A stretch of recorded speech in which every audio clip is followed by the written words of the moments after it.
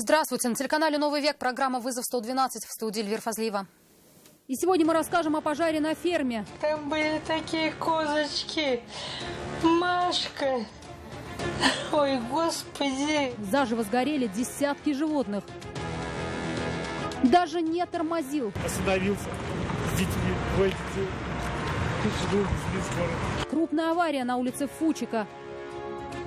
А также без номеров и водительских прав. Вот сейчас вы шмонали машину, все открывали. А может, вы там что-нибудь подбросили? Откуда я знаю? Нетрезвого водителя выдала самоуверенность. Это и не только. Прямо сейчас. Десятки животных, козы, бараны, куры заживо сгорели во время пожара в одном из частных подворий поселка Ключ-Труда в Нижнекамском районе. Огонь охватил сарай, который использовался как загон для скота и птицы. Деться им было некуда, животные оказались в огненной ловушке. Айгуль Батрудинова с подробностями ЧП. Там были такие козочки. Машка. Ой, господи, не могу сказать. Клавдия Жукова не может сдержать слез. Страшный пожар в одно мгновение уничтожил тех, кому она посвятила жизнь. Козы, бараны, куры были заперты в сарае, который ночью вспыхнул, как спичка. Деваться животным было некуда, они сгорели заживо. Соски кормила, на руках в сарай носила, за ними ходила. Вот у меня как дети. Как будто сгорели дети мои родные. Сообщение о пожаре поступило в 3 часа ночи. Огонь спасатели потушили за считанные минуты. Но хлев сгорел дотла. Владелец говорит, все было как обычно. Вдруг среди ночи раздался звонок. Да мне друзья позвонили. Время 3:30 я спал. Уже полыхало.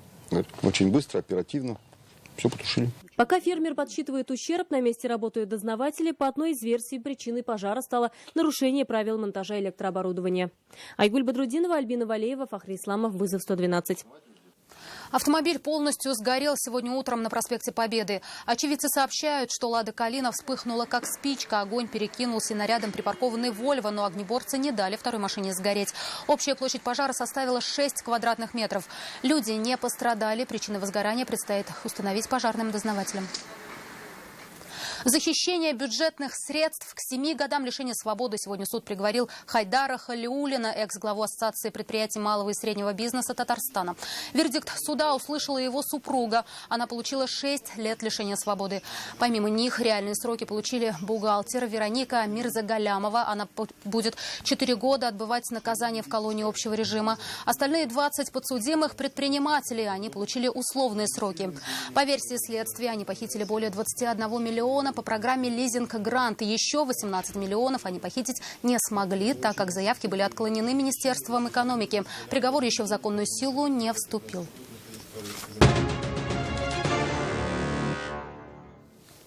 Крупная авария произошла в вечерний час пик на улице Фучика. Водитель Hyundai Creta на высокой скорости снес стоящую на светофоре «Ладу Калина». Она превратилась в груду металлолома. Пассажирке отечественного автомобиля потребовалась госпитализация. Также в аварии пострадали еще несколько машин. Обо всем по порядку расскажет Рамиль Шайдуллин. В момент удара в салоне «Лады Калина» находились дети. К удивлению очевидцев, они не получили серьезных травм. А вот девушке, сидевшей сзади, не повезло. Пассажирка получила закрытую черепно-мозговую травму, ушиб головного мозга средней степени тяжести, ссадины, ушибы мягких тканей головы, рваную рану правого уха и растяжение шейного отдела позвоночника. С места происшествия ее госпитализировали в реанимацию РКБ. Досталось и водителю уже уничтоженного автомобиля. У мужчины было окровавленное лицо. Под стрелку стоял. Остановился с детьми, двое детей. Жду, скоро. По рассказам очевидцев, виновник аварии – водитель Hyundai Creta. 65-летний мужчина на полном ходу протаранил «Ладу», которую отбросила на «Рено». Французскую иномарку по инерции откинула на Kia Rio. Все 3 легковушки стояли в левом ряду в ожидании разрешающего сигнала светофора. Вот эти 3 машины, они стояли здесь. И вот так Hyundai Creta, она сзади влетела. То ли у него с сердцем что-то он сказал, но он не пьяный вроде как. Состояние предполагаемого виновника происшествия действительно вызывало вопросы. Мужчина даже отрицал причастность к произошедшему. Вам плохо стало? Да. И вы потеряли управление? Да. Вы как? Только эти машины снесли или еще с кем-то столкнулись до этого, нет? Я их не трогал вообще. А, никого не трогали? Нет. Вот этих машинах? Трогай. То, что мужчина спровоцировал аварию, у инспекторов сомнений не было. Признаков алкогольного опьянения у него также не обнаружили. Тем не менее, понести ответственность за произошедшее ему все же придется. Рамиль Шайдуллин, Айрат Назипов, Наиль Абдуллин. Вызов 112. Водитель «Лады» 14-й модели привлек внимание автоинспекторов на улице лейтенанта Красикова. Легковушка пронеслась мимо сотрудников ГИБДД без номеров. Люди в форме нарушения не пропустили и стали преследовать «Ладу». Закончилась погоня так же быстро, как и началась. Что еще скрывал мужчина, выяснял Сергей Хайдаров. Вот сейчас вы шмонали машину, все открывали. А может, вы там что-нибудь подбросили? Откуда я знаю? Досмотр автомобиля чуть ли не единственный факт, волновавший мужчину. Уверял, что ничего запрещенного не перевозил и что его права были нарушены. Следственная оперативная группа, она должна при мне, при понятых, должна мою машину шмонать. Будете выходить с машины? А когда вы же машину открыли, что мне теперь выходить-то? Сколько раз надо предложить? Вы же открыли мою машину. Предлагали же, отказали. Экипажу ДПС стало интересно, почему «Лада», проехавшая мимо них, была без регистрационных номеров. Вскоре инспекторы остановили водителя и выявили у него признаки алкогольного опьянения. Тогда, по версии очевидцев, мужчина стал вести себя весьма странно и кричать на всю округу. Не успокоили его даже наручники. За что вообще остановили вас? Что случилось? Без номеров, я же вам сказал, без номеров. Из-за этого вас? Да, из-за этого меня арестовали. А вы сегодня ничего не пили? Ничего Нет.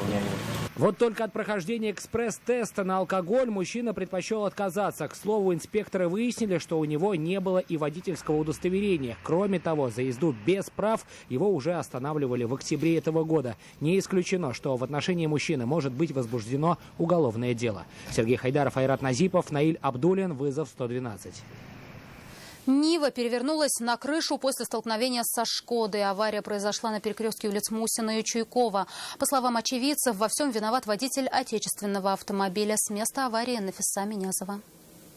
Не успел проскочить на светофоре. Именно эта ошибка водителя Нивы стала для него самого роковой. На перекрестке он решил проскочить на мигающий желтый сигнал светофора.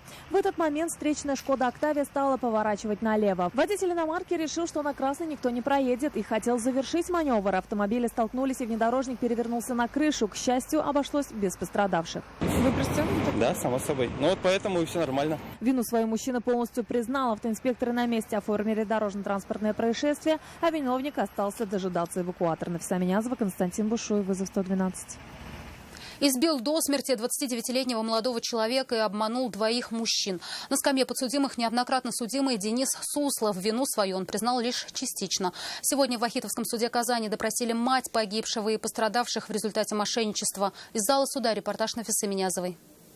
Куда вы уйдете? Подальше просто. Родственники встречали подсудимого едва ли не бурными овациями, а он улыбался им в ответ. На скамью подсудимых мужчина попал по обвинению в избиении молодого человека, впоследствии чего пострадавший спустя время скончался. Все произошло в октябре минувшего года в кафе на улице Портовая. Он один раз ударил потерпевшего, но только на этом не остановился. После этого потерпевший покинул помещение кафе, а подсудимый преследовал его и настиг на улице и повторно нанес один удар кулаком в область головы потерпевшего, который, не удержав равновесия, упал на асфальт, ударившись о него с головой. За жизнь 22-летнего молодого человека врачи боролись несколько месяцев. У него уже 3 части черепушки не было, то есть кости не было на голове.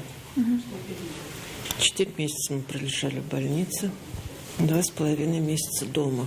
Оправиться от полученных увечий он так и не смог. Подсудимому, помимо причинения тяжкого вреда здоровью, повлекшему по неосторожности смерть человека, вменяют еще и факты мошенничества. Все свои преступления, как полагает следствие, подсудимый совершал в состоянии алкогольного опьянения. В мае текущего года он украл у своего собутыльника мобильный телефон. Стоимость похищенного составила 5000 рублей. Ровно через месяц также у своего знакомого и будучи нетрезвым он украл уже банковскую карту. Затем направился в ближайший супермаркет и оплатил ею покупки, которые стоили более 7000 рублей. Если потерпевших уже допросили, осталось в суд явиться свидетелям. И только после этого стороны могут перейти к судебным прениям. Отягчающим обстоятельством станет, вероятнее всего, и рецидив. На момент совершения преступления у подсудимого было 2 непогашенные судимости и несколько уже погашенных. Впервые он был осужден еще 18 лет. Нафиса Минязова, Константин Бушуев, вызов 112. Это все, о чем мы успели вам рассказать. В студии была Эльвира Фазлиева. До встречи и не бросайте вызов судьбе. Вдруг она его примет.